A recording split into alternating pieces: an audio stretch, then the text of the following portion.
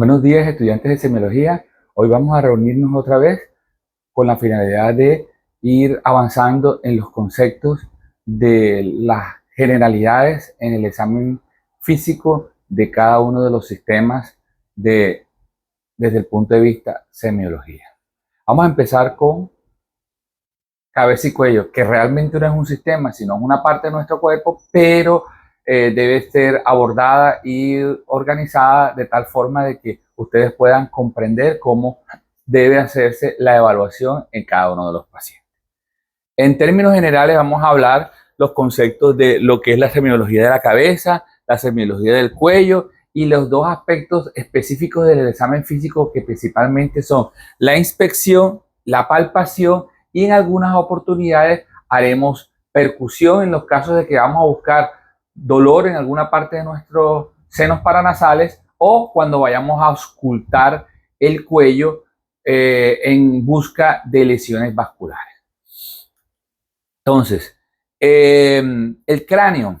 Simplemente vamos a mencionar que el cráneo normalmente puede variar de individuo a individuo en su forma, pero casi todos vamos a tener, digamos que una característica especial, que es el término que nosotros utilizamos para describir en las historias clínicas, que se llama el cráneo es normocéfalo, ¿ya? Pero es importante tener en cuenta que de individuo a individuo e inclusive de etnia puede cambiar la morfología del cráneo.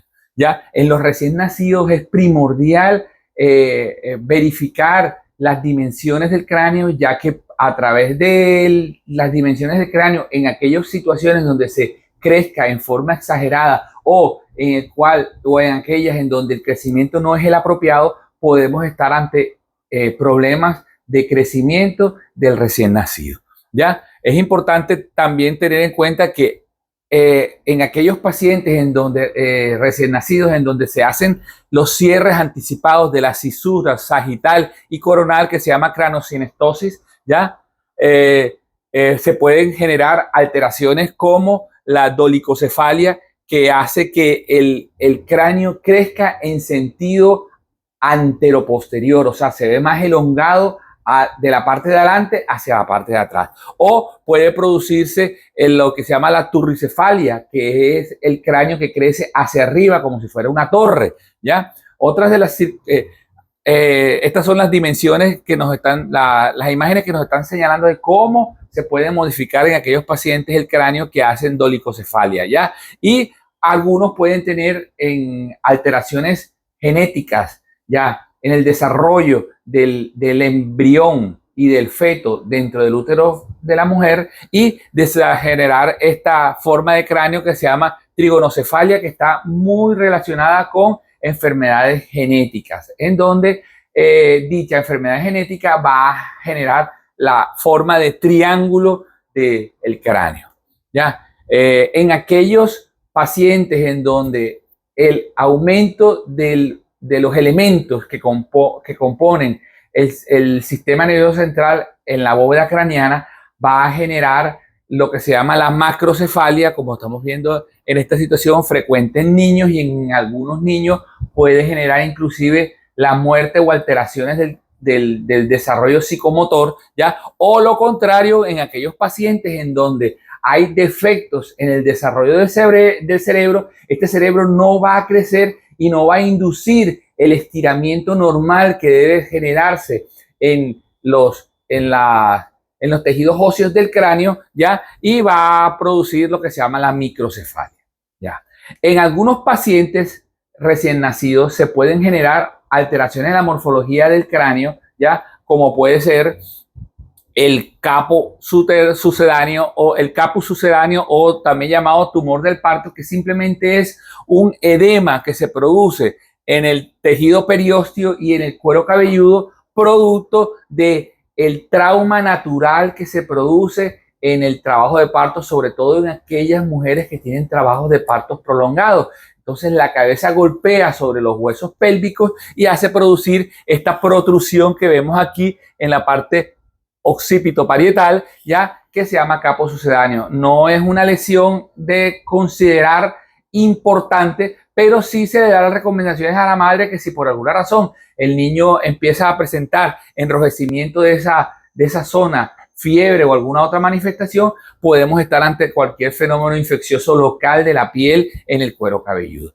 Y otra lesión un poquito más importante en los pacientes que en muchas oportunidades no genera tampoco problemas es cuando estos traumas son mayores, sobre todo en aquellos partos que son por vía vaginal, son muy traumáticos, o hay la necesidad de utilizar forceps para sacar al feto del canal vaginal. Pueden generar hematomas o hemorragias del cuero cabelludo y del periósteo de la zona occipito parietal, y se produce esto que se llama cefalohematoma. Este es de más consideración porque la sangre puede ser caldo de cultivo para fenómenos infecciosos, y recuerden que el bebé normalmente pasa por la vía del canal vaginal y es una zona de muchos gérmenes que potencialmente pueden producir infecciones sobre el bebé recién nacido. Importante describir y que todo paciente que vayamos a hacer el examen físico de cabeza y cuello debemos describir cómo es la implantación del cabello y verificar que ese cabello esté bien implantado. Simplemente le hacemos unos pequeños tirones al cuero cabelludo y vemos que esté bien implantado. Aquellos pacientes que hacen enfermedades como el hipotiroidismo normalmente tienden a tener implantación frágil del cuero cabelludo, y uno genera unas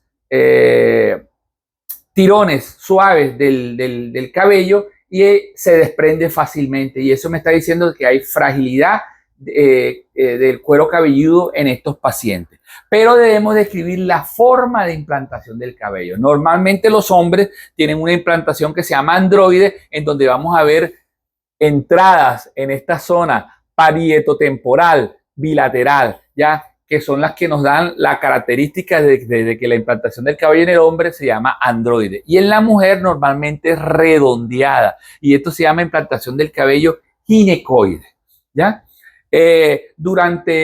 Vamos a ir describiendo algunas lesiones características de cabeza y cuello para que en el caso que se presenten las puedan describir en sus historias clínicas. Tenemos lo que se llaman los pacientes que sufren fractura de base de cráneo, frecuente en aquellos que presentan accidentes de tránsito donde hay trauma frontal ya directamente sobre la región superciliar, y entonces el trauma en esta zona va a producir fracturas de base de cráneo, se va a producir hemorragias internas que van a escurrir hacia la zona orbicular, ya, y se van a producir unas colecciones de líquido hemático en esa zona como hematomas, y por eso se le llama ojos de mapache. Frecuentemente los pacientes también pueden presentar concomitante con las fracturas de cráneo y el signo de mapache el llamado signo de Battle, que corresponde a una coloración violácea retroauricular, ya, producto de esa fractura de cráneo que puede comprometer o los huesos del peñasco o las celdas mastoideas, que también van a generar esta coloración violácea en esa zona, ¿ya? Ejemplos de lo que les había mencionado ahorita: fracturas de base del cráneo, ojos de mapache, y los pacientes cuando tienen fracturas de las celdas mastoideas también van a presentar una coloración violácea retroauricular. Ya. Ahora vamos a pasar con respecto a las lesiones de los ojos propiamente dichas. Ya, los ojos están constituidos por muchas estructuras a su alrededor, y vamos a describir cada una de estas lesiones que puede potencialmente desarrollar los pacientes. Entonces, en la anatomía del ojo vamos a incluir lo que son las estructuras de protección, como son párpados, cejas, aparato lacrimonasal, ya, que incluye el conducto lacrimonasal y el órgano del ojo como tal, que está la esclerótica, el iris, la conjuntiva, la córnea y la pupila, ¿ya? Entonces, empecemos hablando sobre las lesiones que pueden tener los párpados. Las lesiones que pueden aparecer en los párpados pueden ser múltiples, por traumas que generan edema, lesiones que se desarrollan en los propios párpados, ¿ya? Podemos tener lesiones en el globo ocular, ya, sobre todo específicamente en la córnea, y lesiones en la conjuntiva ocular. Entonces, las lesiones en el párpado, como estamos viendo, que es el santelasma, ya, que es una acumulación debajo de la epidermis y encima de la dermis de contenido graso, frecuentemente en aquellos pacientes que pueden tener alteraciones de el metabolismo del colesterol, y estos depósitos de grasa en esta zona va a dar este aspecto amarilloso blanquecino alrededor de los párpados. Normalmente es un problema solamente estético, pueden ser retirados, pero pueden volver a reaparecer si el paciente sigue presentando estas alteraciones en el metabolismo del colesterol. Ya tenemos el pterigio, que es una lesión que aparece, que invade la córnea y puede producir alteraciones visuales, de problemas de visualización de ciertas zonas por el paciente, porque opaca o ocluye la pupila y no deja entrar los rayos de luz como debe ser. Y tenemos la pingüécula, que es una lesión que afecta específicamente a la conjuntiva ocular en los ángulos de los ojos.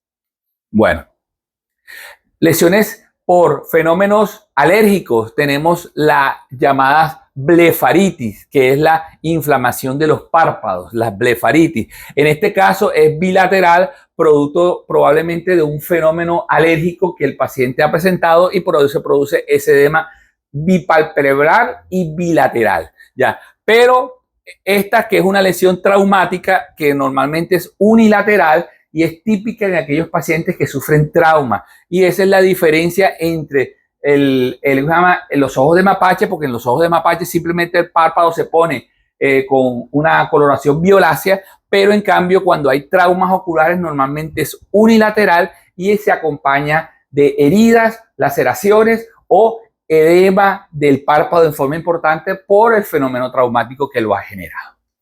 Bueno, otras lesiones de los párpados que pueden presentar los pacientes, que realmente no son, los ojos de mapache son por lesiones específicamente del párpado, pero el pliegue epicanto, que es este pliegue que vemos en donde el pliegue del ojo se extiende hasta el ángulo del ojo, típica de razas orientales, específicamente los mongoles, tienden a tener este pliegue epicanto, también típico de enfermedades genéticas como el síndrome de Down, ya, pero que no necesariamente es patológica en todos los pacientes. Aquel paciente que tiene síndrome de Down o es oriental puede presentar pliegue epicanto y no necesariamente tiene que tener una lesión genética, ya, una enfermedad genética. Y tenemos aquellos pacientes que pueden tener inversión o eversión. Inversión, o sea que el párpado se vaya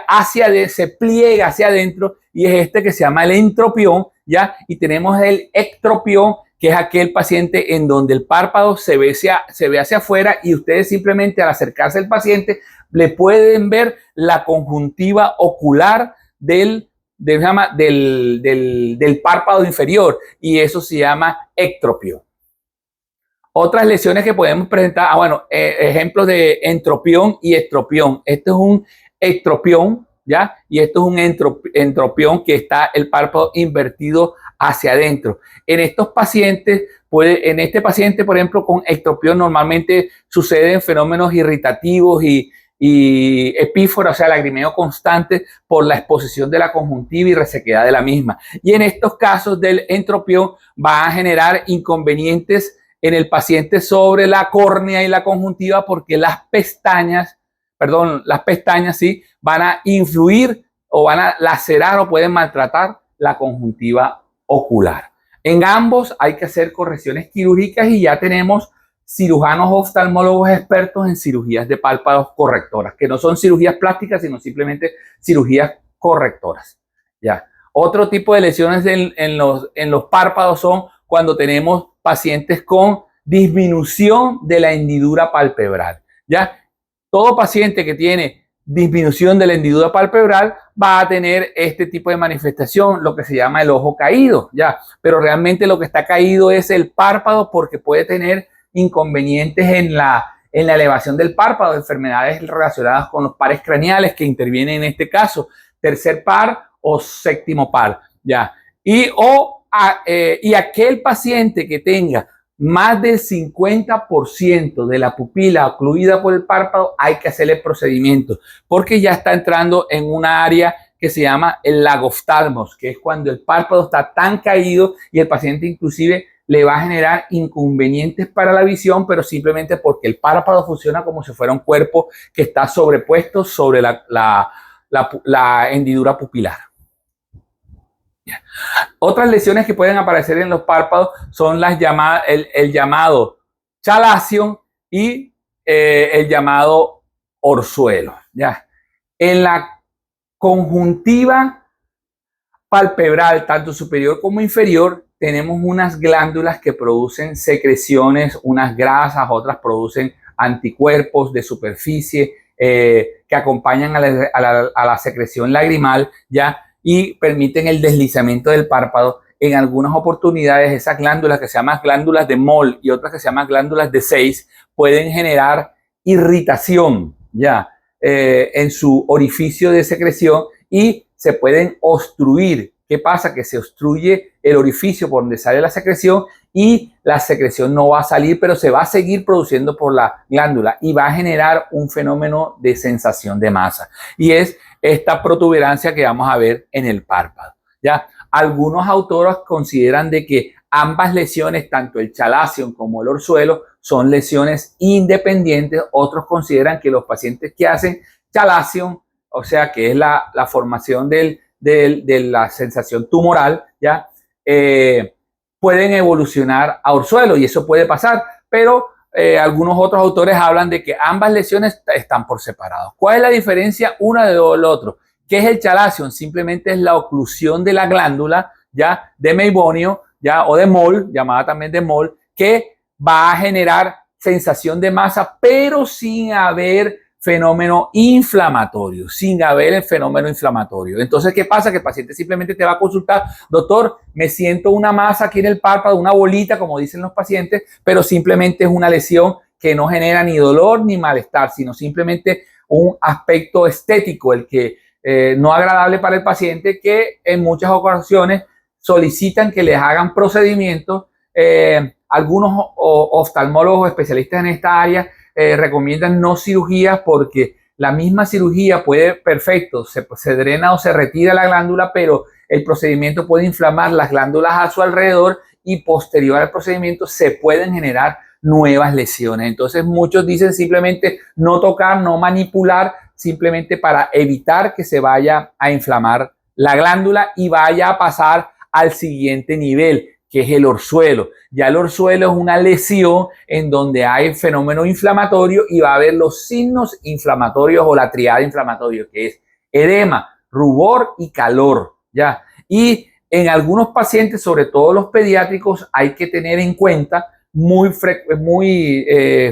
digamos que con un control estricto, ya que esta zona, la zona periauricular, perioftálmica, perdón, periorbitaria, es una zona que hace parte del llamado triángulo de la muerte, o sea, esta zona que está aquí, ya que el sistema venoso drena hacia los senos venosos de nuestro cerebro y cualquier bacteria puede migrar de esa zona hacia el cerebro y desarrollar una neuroinfección, ¿ya? Y por eso es que es importante que quede muy en un control estricto este grupo de pacientes, sobre todo los pediátricos. Los adultos se le puede dar un poquito más de manejo ambulatorio, pero aquel paciente que en un tiempo prudente de 5 a 7 días no se resuelve el fenómeno, mejor es hospitalizar para iniciar antibióticos endovenosos, ¿ya?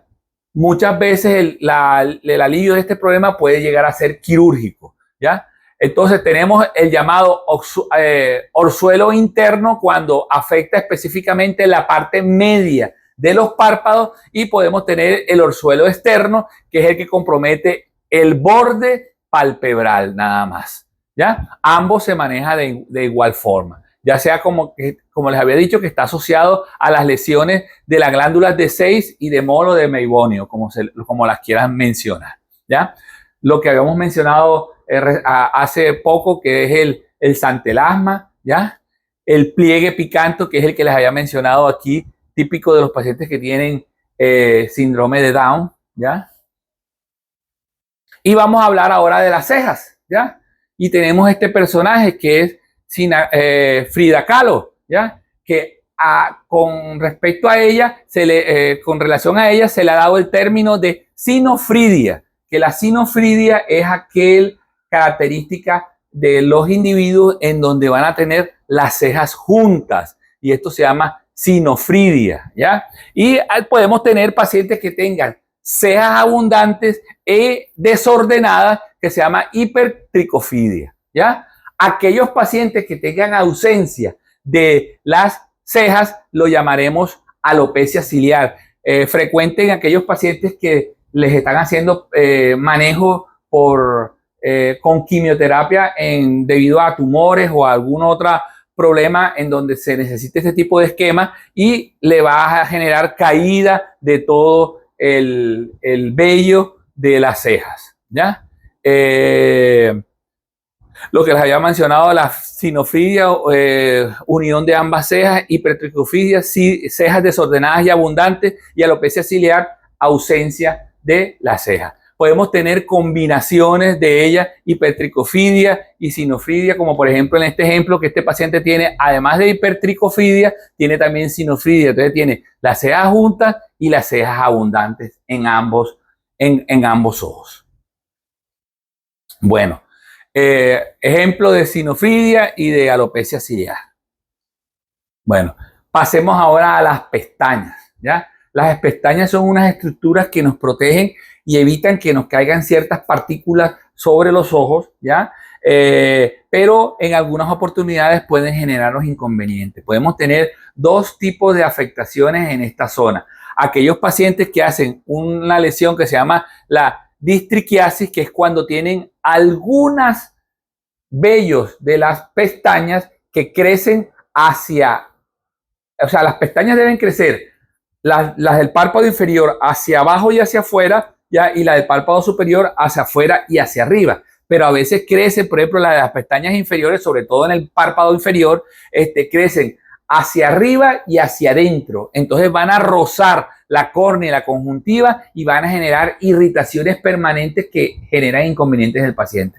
Y simplemente pueden ser destruidas o retiradas con su componente piloso, o sea, donde nace el cabello, el vello, y de esa forma se corrige el problema. O podemos tener el problema que se llama la triquiasis, que es cuando toda una serie de una hilera completa está generando inconvenientes del paciente. Ya a estos pacientes hay que hacerle cirugías de párpado para hacerle las correcciones pertinentes y que desaparezca el problema, la triquiasis y la distriquiasis, como les había mencionado. ¿Ya? Vamos a hablar ahora de las alteraciones de los ejes del ojo, que son frecuentemente dos, específicamente el estrabismo y la diplopía. El estrabismo es cuando hay compromiso y alteraciones de la ubicación y de los movimientos sincrónicos del ojo, ¿ya? Puede ser sobre el eje o el plano horizontal. Puede haber estrabismo convergente, como en este caso, que va el ojo hacia adentro, o estrabismo divergente cuando el ojo va hacia afuera. Y tenemos la diplopía cuando hay alteraciones del eje del ojo, pero sobre el plano vertical. Y entonces vamos a ver un globo ocular hacia abajo y el otro globo ocular hacia arriba. Por ende, ambos van a generar alteraciones visuales, porque si los movimientos oculares no son conjugados, o sea, sincronizados, el paciente no va a poder hacer la visión binocular y no va a poder enfocar la imagen como debe ser. Otras afectaciones que podemos tener en los ojos es la coloración que puede tener las estructuras del ojo. Por ejemplo, la conjuntiva normalmente debe ser de color rosada. En aquellos pacientes, cuando la vemos pálida, típico de aquellos pacientes que hacen anemia, ¿ya?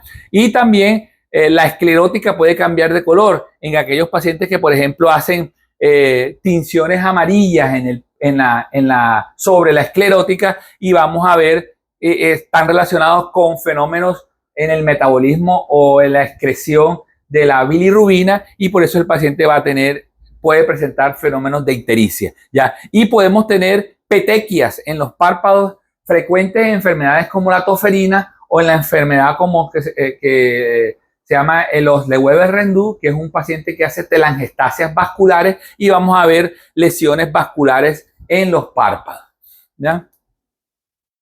Otro tipo de afectación ocular es cuando los globos oculares están, digamos que, muy separados de la base nasal, ¿ya? Y esto se llama hipertelorismo, típico en aquellos pacientes con síndrome de Down, ¿ya?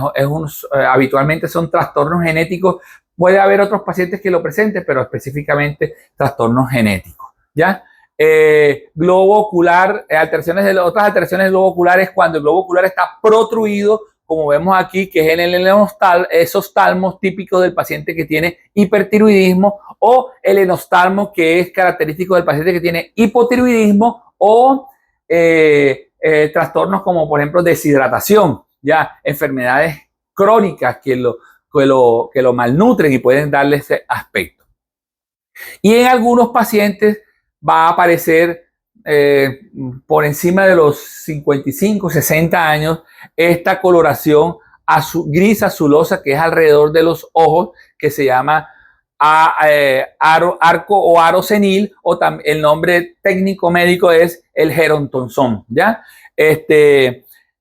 No es patológico, simplemente es el depósito durante muchos años de proteínas de los humores del globo ocular y que se va depositando en la zona digamos, de los bordes, en donde la conjuntiva se une a la córnea y eso hace que ese aro torne esa coloración.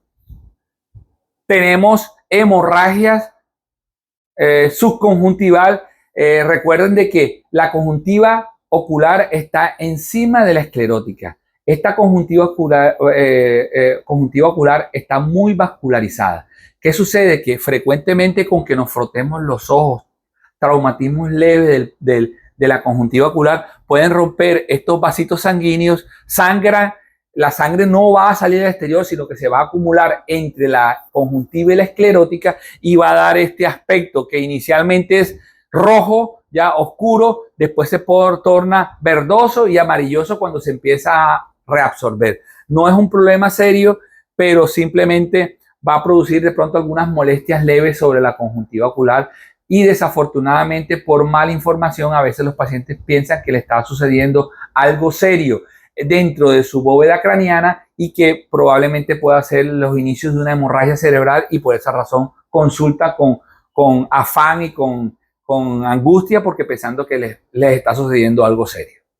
Otra de las afectaciones oculares que podemos encontrar es la llamada inflamación de la conjuntiva, que se llama conjuntivitis, que habitualmente tenemos las lesiones más frecuentes son de estas tres lesiones, que son la conjuntivitis alérgica, que es típica en aquellos pacientes que sufren de rinitis alérgica, atopia, asma, esas enfermedades alérgicas que la característica es bilateral, o sea, ambos ojos se afectan y habitualmente tiene un componente que aparece o ya sea en forma vespertina o en forma matutina. Tenemos la conjuntivitis viral, que simplemente es un enrojecimiento con una secreción continua y un lagrimeo constante ya en los globos oculares,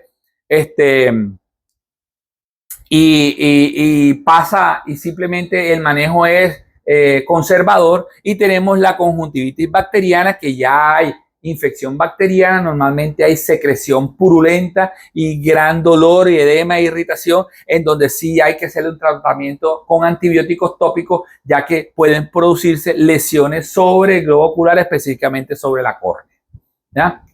Vamos a mencionar ahora dos lesiones, así como les hablé del orzuelo y del chalazion, que hay algunos autores que consideran que uno es previo al otro. Vamos a tener dos lesiones que son la pingüécula y el pterigio. La pingüécula simplemente es un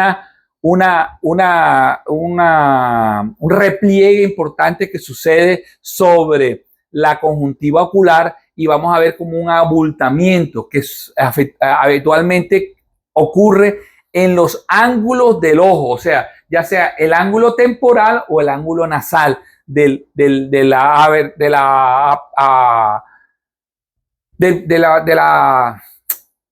apertura ocular, ya en esas zonas donde ocurre la pingüécula, ¿ya?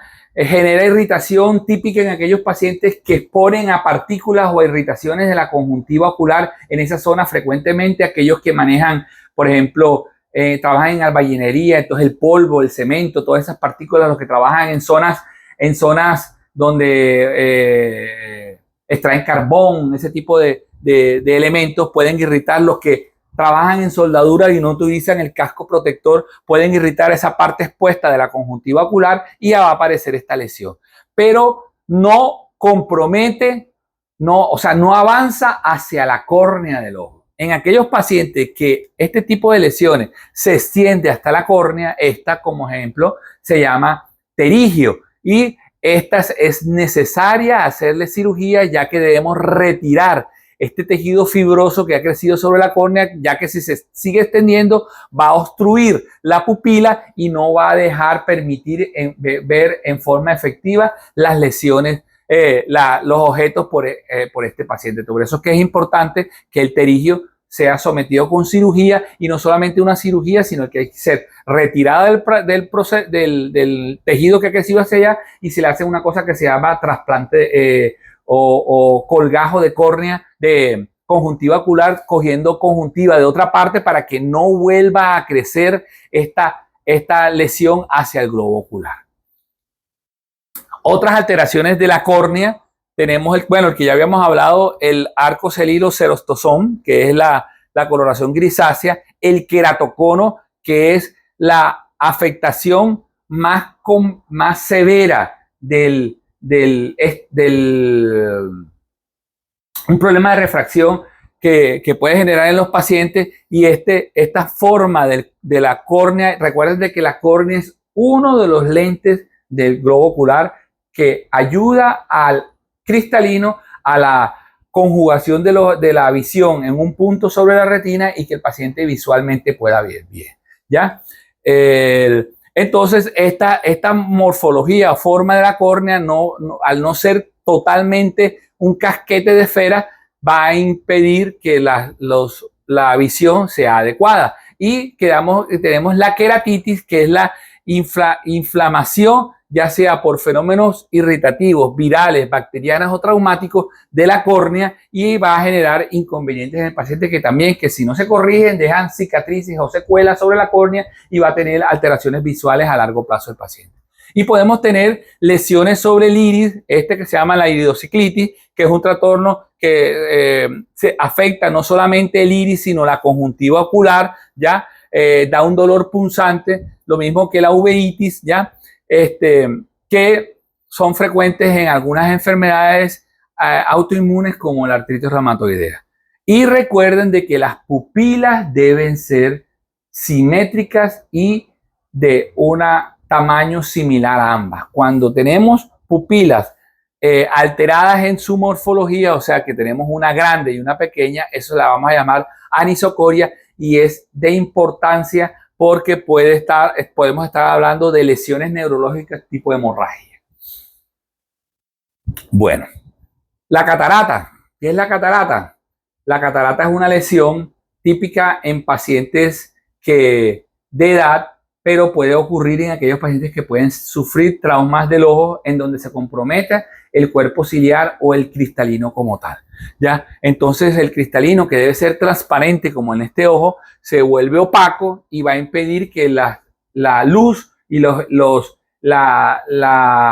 luminosidad que producen los diferentes objetos atraviese el cristalino y pueda ser tomado por la retina y generar visión en este paciente, y esto va a generar problemas. Esto hay que hacerle el reemplazo, retirarle ese cristalino al paciente para que, si se le quita, la luz va a poder pasar por el ojo, pero hay que reemplazarlo por un lente que se llama lente intraocular, que lo ponemos en la parte de adelante, en la cámara anterior, en la córnea, y de esa forma el paciente va a poder ver en forma adecuada. Otro ejemplo de gerontosoma, que ya lo habíamos mencionado. Ahora vamos a pasar a otra estructura que se llama la nariz, ¿ya? En donde podemos tener lesiones externas sobre la piel, como la rosácea, que se extiende sobre la base nasal, o también en aquellos pacientes que tienen, por ejemplo, el lupus eritematoso, que van a tener lo que se llama las alas de mariposa. Podemos tener pacientes con defectos en el tabique por traumatismo, y entonces vamos a tener tabiques desviados que se pueden visualizar tanto en una radiografía como verlas directamente sobre al examen físico, pacientes que tienen estructuras aumentadas de tamaño como son la hipertrofia de cornete, que van a generar inconvenientes en la aireación, o sea, en la toma del aire cuando vamos a respirar en estos pacientes, y favorecen enfermedades frecuentes como las sinusitis, ¿ya? Pero también podemos tener tumores, ¿ya? Que ocupan espacio y pueden hasta protruir por fuera de las fosas nasales, ¿ya? Fenómenos traumáticos en donde se ha lesionado el tabique nasal, y es evidente que el paciente lo va a manifestar y presentar, y por eso es que lo podemos visualizar. Tenemos la epístasis, que es la salida de líquido sanguinolento por la nariz, frecuente en pacientes con traumas o con lesiones de la mucosa nasal, pero también podemos tener en fracturas de base de cráneo rinoliquia o rinorraquia, que es la salida del líquido cefalorraquídeo por la nariz. Y estos pacientes que presentan estas manifestaciones clínicas, es importante investigar qué es lo que está sucediendo, porque fácilmente bacterias pueden migrar por ese sitio por donde se está escapando el líquido cefalorraquídeo hacia la parte externa y producir neuroinfección. Otras lesiones que pueden presentar los pacientes son insuficiencia alar. Estos pacientes son, por ejemplo, esta paciente le hicieron un mal procedimiento en cirugía plástica y llegó a tener la disminución de la apertura de los orificios nasales, y por eso no puede tomar el aire en forma natural por la nariz, y hay que corregirlo. O en aquellos pacientes que pueden tener lesiones del tabique, como este caso, por ejemplo, perforaciones del tabique, típica de aquellos pacientes que son consumidores de drogas como la cocaína. Ya. Ahora vamos a hablar de las lesiones de la boca, que se extienden desde los labios, los dientes y las encías, la lengua, el paladar duro, ¿ya? Y las glándulas salivales. Empecemos con las lesiones de los labios. Entonces podemos tener, por ejemplo, carcinoma, ¿ya? En aquellos pacientes que frecuentemente es típico en aquellos pacientes consumidores de cigarrillos. Podemos tener alteraciones de la comisura labial, o sea, el borde donde comienzan los labios, en aquellos pacientes que hacen, por ejemplo, parálisis facial, ¿ya? Para aquellos pacientes que tienden a tener una mala oxigenación, ya sea por enfermedades cardíacas o respiratorias de la sangre, se tornan los labios cianóticos. Y aquellos pacientes que pueden tener telangiectasias en los labios, típica de lo que le había mencionado el otro día, hace unos minutos, la enfermedad de Osle-Weber-Rendu, típica de que son neoformaciones vasculares en el tejido subdérmico, ¿ya? Aftas, que son lesiones irritativas en donde previamente hubo una laceración o una afectación de la mucosa oral, ya del velo del paladar, y después los gérmenes que viven en nuestro cuerpo, específicamente gérmenes micóticos, se vuelven oportunistas y producen estas lesiones blanquecinas que son dolorosas, irritativas, pero no son de consideración importante. O en las enfermedades virales, esta coloración y punteo enrojecido del velo del paladar, que se llama enantema, ¿ya? Ausencia de dientes, que se llaman exodoncias, ¿ya? Pero también podemos tener el otro extremo, múltiples piezas dentales. Esta es una paciente de 14 años que le contaron, se llama hiperdoncia, le contaron 81 piezas dentales, una paciente brasilera, ¿ya? Otras lesiones en las encías, en las mucosas y en el paladar, ¿ya? Entonces tenemos épulis, que es como una vesícula llena de contenido acuoso, ¿ya? Que se genera por irritaciones del tejido mucoso superficial de la encía, y que hace aparecer esta sensación de tumoración. El ribete de Barton es típico de los pacientes que tienen intoxicación por plomo, ¿ya? En donde vamos a ver disminución acortamiento de la encía como tal sobre el diente, exponiendo algunas estructuras de la raíz que van a generar dolor, y van a haber un acúmulo oscuro sobre esa zona. Las manchas de Copley, ya, que son típicas de ¿cómo se llama? Del sarampión. O sea, todo paciente con un rash cutáneo que le miremos la zona de los carrillos, o sea, la cara interna de las mejillas en la boca y alrededor del orificio de sternum, que es por donde que es donde desemboca el conducto por donde sale la saliva de las glándulas parótidas. Si vemos este punteo blanquecino, vamos a estar hablando de las manchas de Copley, ¿ya? Podemos tener lesiones micóticas sobre la lengua, sobre las encías, ya, inflamación de las encías que se llama gingivitis, ya, lesiones que le habíamos mencionado ahorita, ulcerativas, que son las aftas, ya, en la mucosa de la cavidad oral. Las llamadas manchas de Copley que habíamos mencionado ahorita, típicas del sarampión, la gingivorragia, que es el sangrado de las encías, ¿ya? Otras lesiones del piso de la lengua, está el chancro sifilítico, que es simplemente una lesión ulcerosa que se puede producir en el piso en la base de la lengua, en el piso de la boca, en aquellos pacientes que hacen sífilis, ya. La ránula, que es una lesión en donde las glándulas sublinguales, ya, salivales, se pueden obstruir su orificio de salida de la secreción y siguen produciendo saliva y van a producir un abultamiento en esa zona del piso de la lengua, ¿ya? Perforaciones del paladar duro, ¿ya? Típicas de pacientes con consumo de drogas, ¿ya? Faringoamigdalitis, en donde la parte posterior de la faringe se pone eritematosa y con placas, como vemos aquí, ¿ya? Y otras lesiones que podemos tener en la lengua, por ejemplo, podemos tener macroglosia, ¿ya?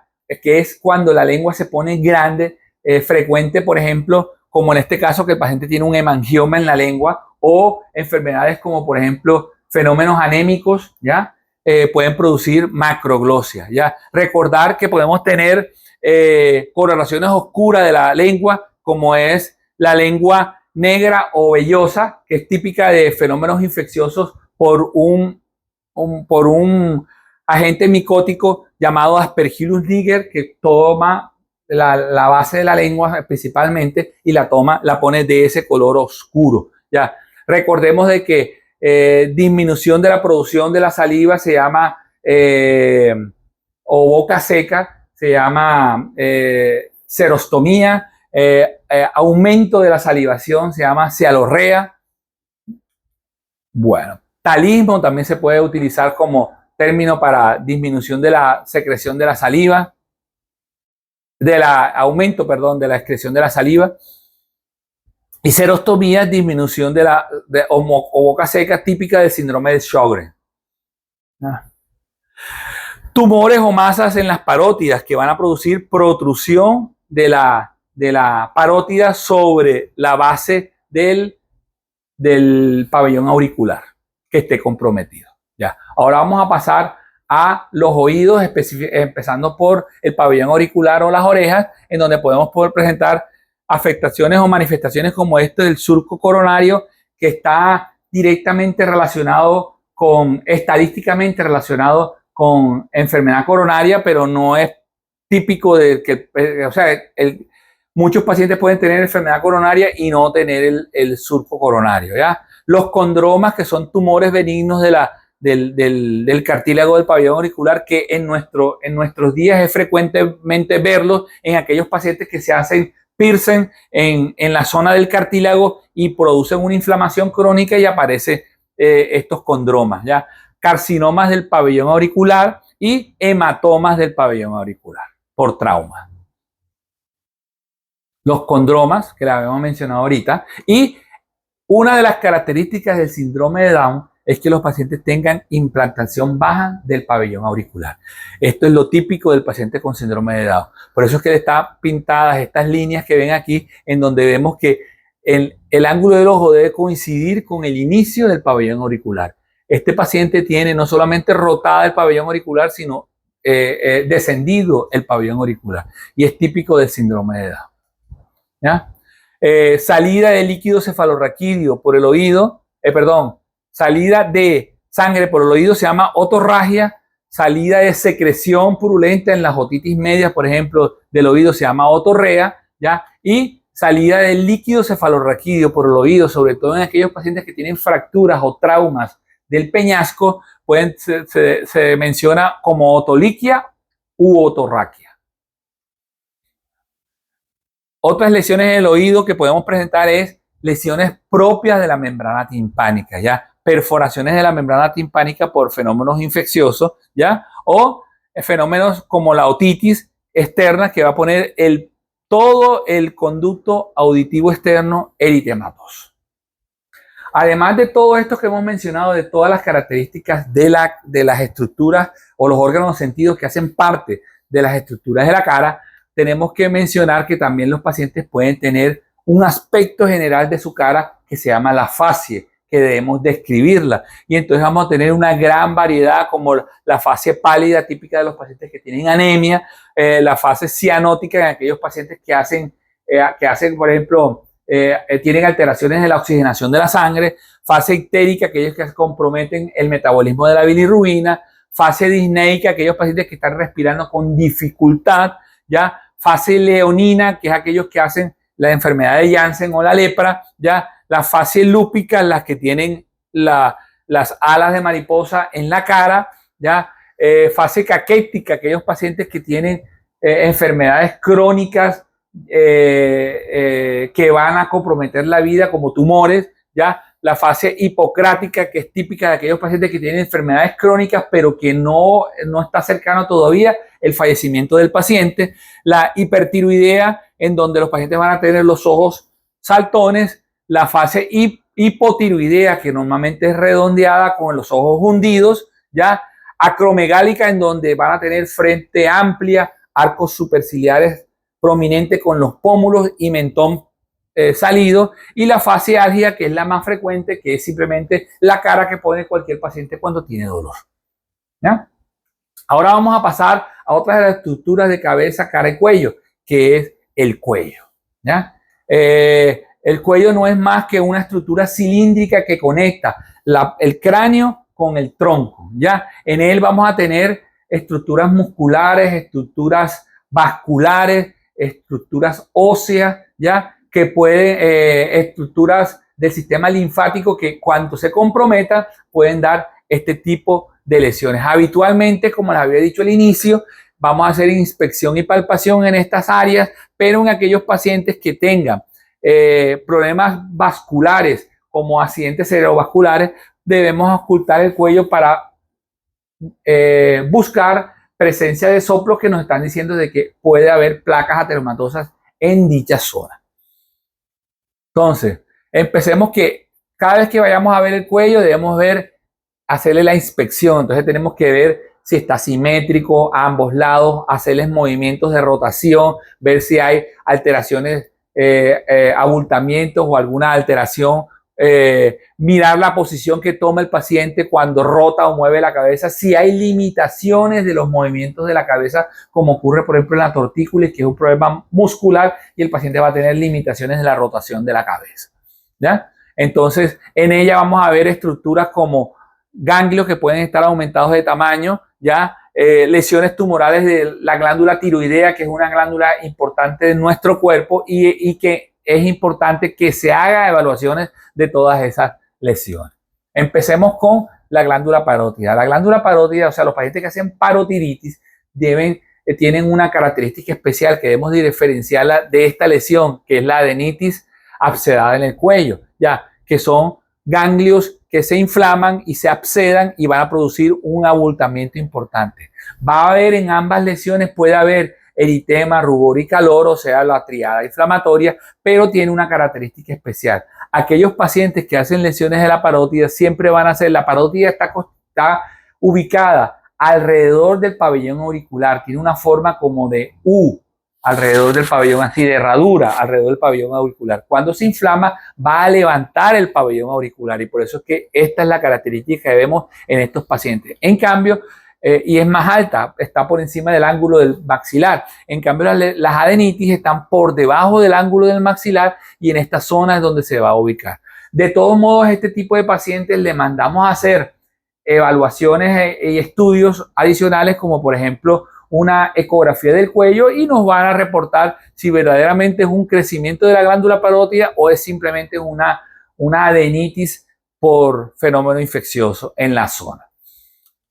Otras de las lesiones que podemos tener en los pacientes son los llamados abscesos periamigdalinos, en donde vamos a notar un abultamiento de la amígdala comprometida y el desplazamiento de la amígdala hacia la línea media. Es de importante resolver este problema, ya que la amígdala está a milímetros de la carótida y por vía hematógena pueden migrar bacterias de esta zona y generar neuroinfección, y por eso es que es importante evaluarlo. Y también podemos tener abscesos retrofaringios, como ocurre en este caso, en donde vamos a ver una protrusión de la faringe y de la laringe hacia adelante, producto del absceso que sufre el paciente. Lo que les mencionaba ahorita, la tortícolis, que está relacionada con los movimientos del cuello. Normalmente los esternocleidos mastoideos, que son los músculos que hacen la rotación de la cabeza, van a generar dolor cuando están maltratados, y habitualmente, si el paciente le duele, como en este caso, del lado derecho, el dolor se va a incrementar cuando rota la cabeza hacia el lado opuesto, porque el esternocleido mastoideo derecho me rota la cabeza hacia la izquierda y el esternomastoideo izquierdo me rota la cabeza hacia la derecha. Entonces, el dolor va a estar inversamente relacionado con el movimiento o la rotación de la cabeza. Otras afectaciones que podemos tener en el cuello son las vasculares, en donde podemos tener la ingurgitación yugular, típica en las enfermedades cardíacas, ¿ya? Y podemos tener lo que se llama la danza carotidia, cuando la carótida se mueve producto de enfermedades cardíacas y valvulares, como la insuficiencia aórtica. ¿Ya? La palpación, debemos palpar el cuello buscando masas, lesiones protruyentes, como por ejemplo las adenopatías cuando están aumentadas de tamaño. Debemos evaluar específicamente la glándula tiroidea, y la glándula tiroidea tiene 3 maniobras básicas que debemos realizar, que es la maniobra de Kervine, la maniobra de LaHaye y la maniobra de Crilley. La maniobra de Kervine, que es la más completa y compleja, pero dependemos de la disposición del paciente. El paciente hay que ponerlo en posición sentada, ¿ya? Y nosotros vamos a irnos hacia la parte de atrás, o sea, es un absceso posterior la forma de evaluar el paciente. Así como ven aquí que el médico está en la espalda del paciente, a la espalda del paciente. Ponemos las manos hacia adelante, los pulgares lo vamos a poner en las bases de la región mastoidea, y con los dedos en la parte anterior vamos a palpar la glándula tiroidea en toda su extensión. Después de que hayamos demorado varios minutos tocando la glándula, ¿ya? Dejamos los dedos quietos, tocando hasta la parte central de la línea media del cuello, y le decimos al paciente que trague. Cuando el paciente traga, que hace la deglución, la laringe sube y baja, y de esa forma va a pasar por encima de nuestros dedos, y así vamos a detectar cualquier nodulación o masa que no hayamos detectado inicialmente. La maniobra de LaHaye ya tiene una característica especial. Ya la maniobra de LaHaye y la Crilley, las que siguen a continuación, que voy a mencionar, ya el acceso es anterior, o sea, nos vamos a poner en la panta anterior del paciente, como vemos aquí. Y la de LaHaye consiste en que yo con la mano izquierda voy a hacer una pequeña expresión, o sea, voy a empujar, digamos así, la laringe hacia el lado opuesto, y con mis dedos de la mano derecha yo voy a palpar el lóbulo izquierdo de la tiroides. Y lo mismo hago con el otro lado. Empujo con mi mano derecha hacia la izquierda, y con mi mano izquierda toco el lóbulo izquierdo de la glándula tiroidea, ¿ya? También es una maniobra bimanual. Y tenemos la maniobra de Crilley, que puede ser es unimanual, y puede ser con los pulpejos de los dedos, o como muestran en la imagen, en forma de pinza, tocando toda la glándula tiroidea.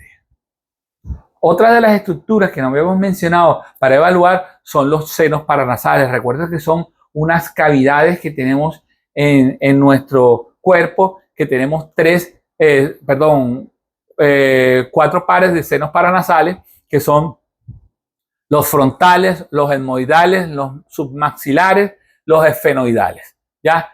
De los cuales solamente podemos evaluar estos tres que mencionamos aquí, porque están en la parte más externa. El seno esfenoidal está mucho más posterior y no lo podemos evaluar. ¿Cómo vamos a hacer? Simplemente vamos a hacer de esta forma. Con los dedos vamos a hacer una pequeña presión sobre los etmoidales, ¿ya? Sobre los frontales y sobre los maxilares. Así vamos a hacer una pequeña presión. Y si conseguimos dolor en el paciente, podemos estar ante la presencia de un fenómeno que se llama la sinusitis. Obvio, el paciente debe tener la sintomatología característica de esta, que es una enfermedad donde vamos a tener secreciones nasales, vamos a tener fiebre, congestión, ya tos, característica de una enfermedad infecciosa del sistema respiratorio superior. ¿Ya? Otra de las cosas que vamos a hacer es una pequeña percusión, vamos a hacer unos golpes sobre los senos frontales, etmoidales y maxilares, buscando puntos dolorosos del paciente. Y la última evaluación que hacemos en esa área es la transiluminación, que a través de una lámpara, que puede ser sobre la piel o a través de las fosas nasales, vamos a iluminar esa zona. Y este seno se ve que está normal porque se transilumina en forma apropiada, o sea, se ve todo rosado, pero aquello en donde se ve opaca y no se ve la luz, probablemente tiene contenido líquido y podemos estar ante la sospecha de una sinusitis.